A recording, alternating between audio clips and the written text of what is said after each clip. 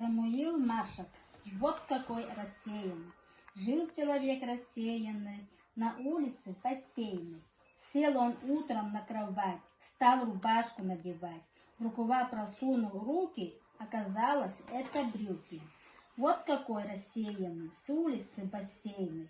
Надевать он стал пальто, говорят ему не то. Стал натягивать гамаши, говорят ему не ваши. Вот какой рассеянный, с улицы бассейной. Вместо шапки на ходу он надел сковороду. Вместо валенок перчатки натянул себя на пятки. Вот какой рассеянный, с улицы бассейной.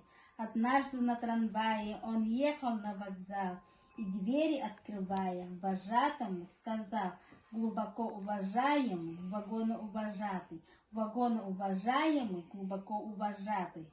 Во что бы то ни стало, не надо выходить. Нельзя ли у трамвая вокзал остановить? Вожатый удивился, трамвай остановился. Вот какой рассеянный, с улицы бассейной.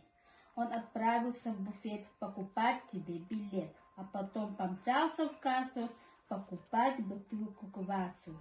Вот какой рассеянный, с улицы бассейной. Побежал он на перрон, влез в сцепленный вагон.